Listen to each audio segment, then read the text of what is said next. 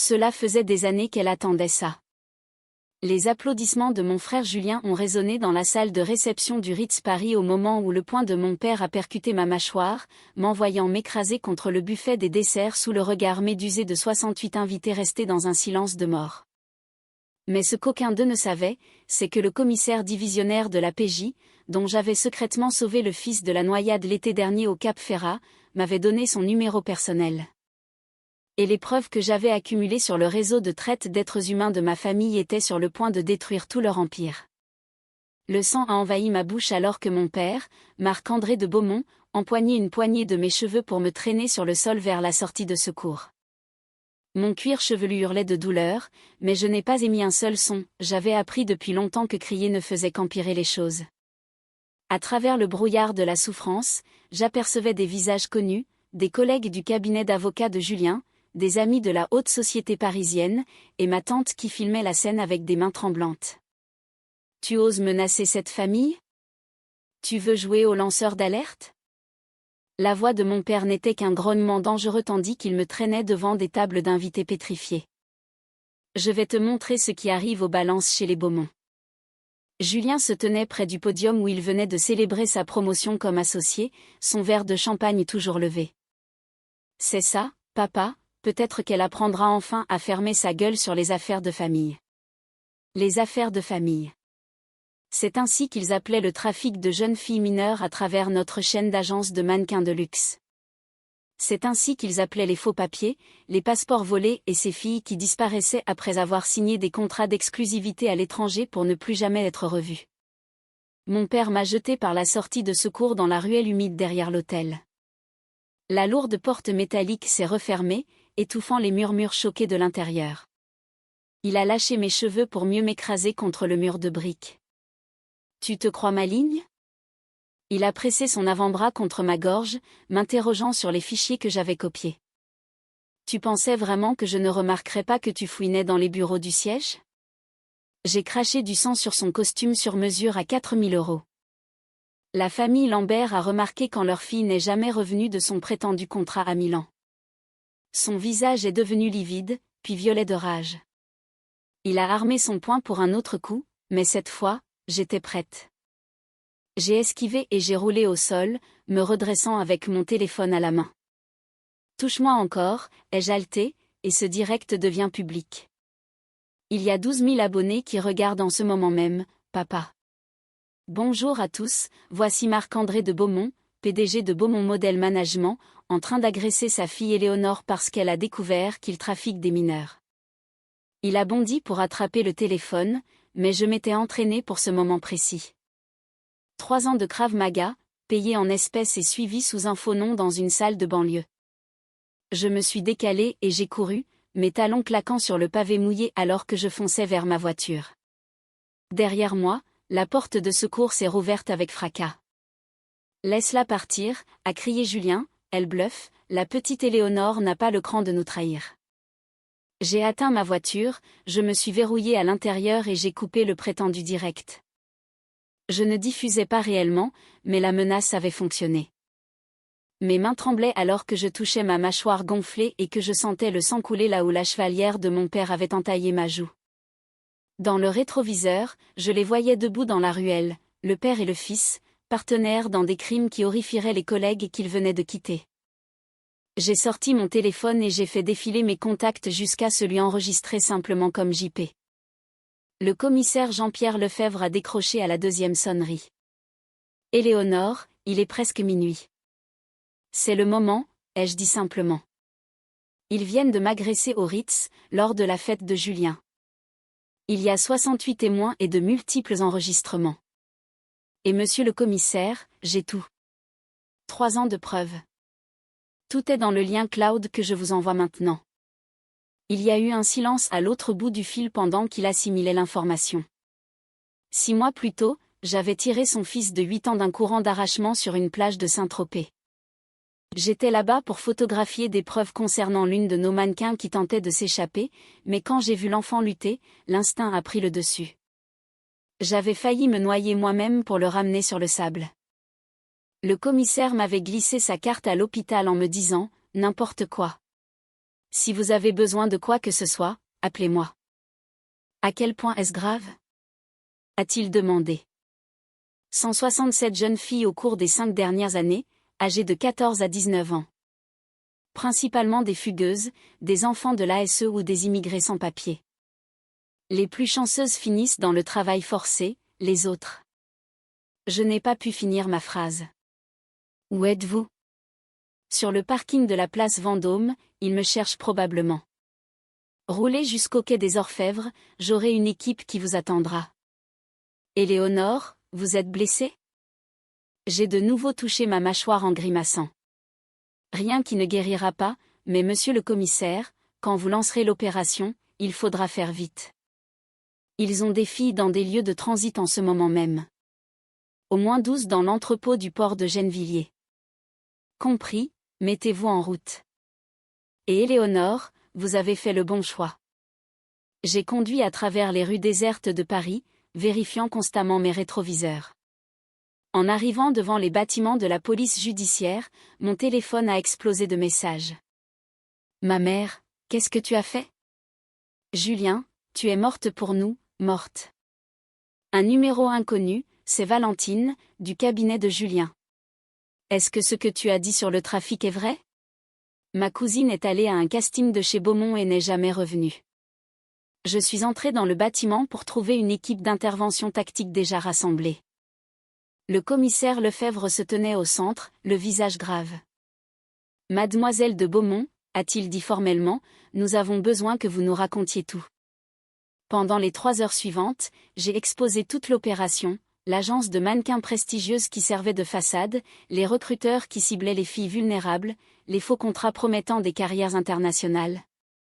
Les agents qui confisquaient les passeports pour soi-disant les mettre en sécurité, et les jets privés qui les emmenaient vers des acheteurs en Europe de l'Est, au Moyen-Orient ou en Amérique du Sud. Votre père dirige tout cela? A demandé l'inspecteur Martinez en étudiant l'organigramme que j'avais construit.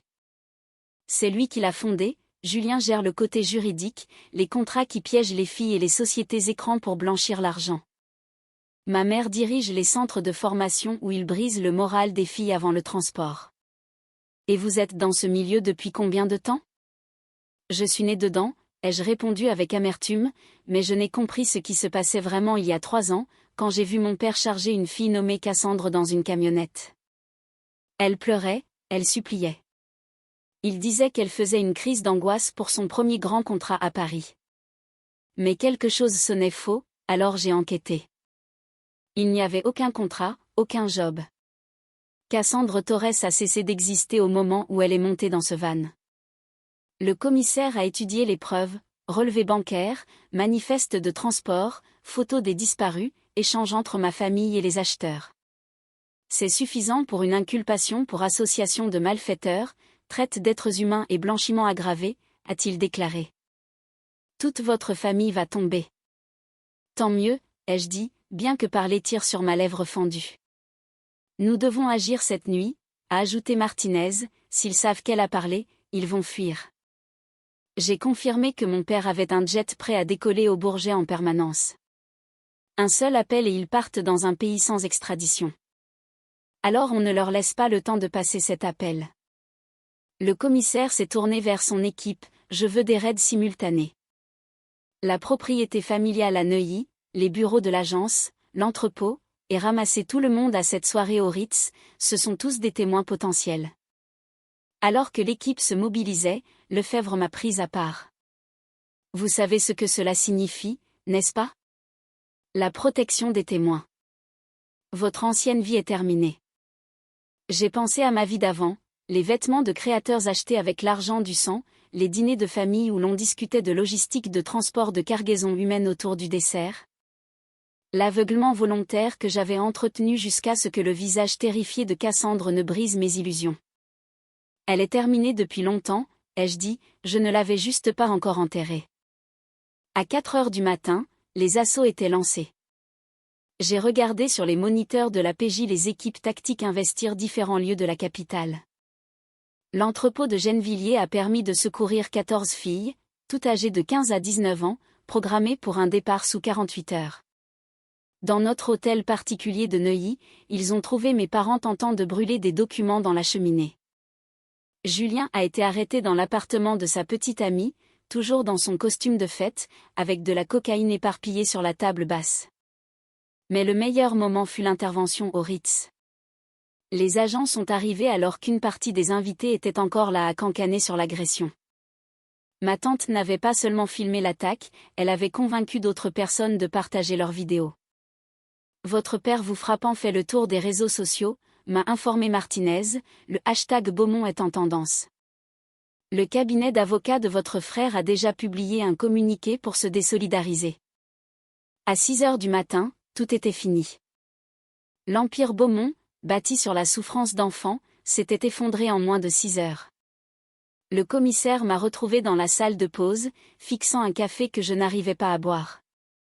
37 filles ont été récupérées dans divers lieux, a-t-il dit doucement, toutes vivantes. Vous les avez sauvées, Éléonore. J'aurais dû agir plus tôt. Vous avez été élevée là-dedans, conditionnée à voir cela comme normal. Le fait que vous ayez réussi à vous en extraire est remarquable. Il s'est assis en face de moi. Votre père demande à vous voir. Non. Il dit qu'il nous donnera ses contacts à l'étranger en échange d'un entretien avec vous. J'ai relevé la tête. Les contacts à l'étranger, c'étaient les acheteurs, ces hommes dont les intentions me retournaient le ventre. Une visite sous surveillance ? Ai-je demandé. Bien sûr, sécurité totale, vous n'êtes pas obligé. Mais je l'étais.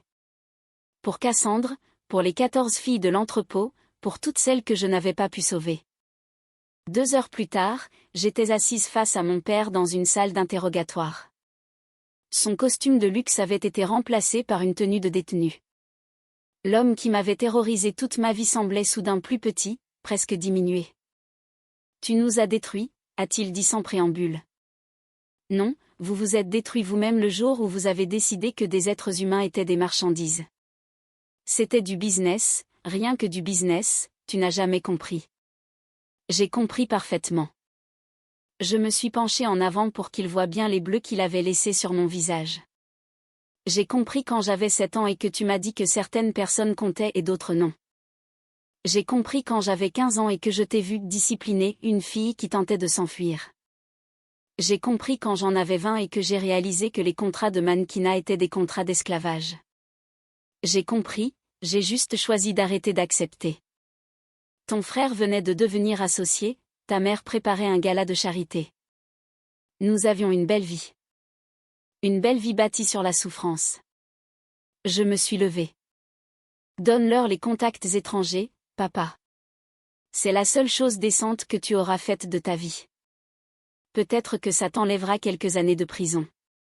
Éléonore. Mon nom n'est plus Éléonore. C'était vrai. Les services de protection avaient déjà commencé les papiers pour ma nouvelle identité. Éléonore de Beaumont est morte dans cette ruelle quand son père l'a frappée parce qu'elle avait une conscience. Je suis sortie sans me retourner. Le procès a duré 2 ans. J'ai témoigné par visioconférence depuis un lieu tenu secret, regardant les crimes de ma famille être exposés à la face du monde. 168 victimes identifiées, 89 retrouvées et rapatriées avec succès, 15 décès confirmés, et les autres toujours portés disparus, probablement pour toujours. Mon père a pris la perpétuité, ma mère 40 ans, et Julien 35 ans. L'agence a été démantelée et ses actifs liquidés pour payer des dommages et intérêts aux survivantes. Le soir du verdict, le commissaire Lefebvre m'a appelé. C'est fini, a-t-il dit, comment vous sentez-vous ? J'y ai réfléchi.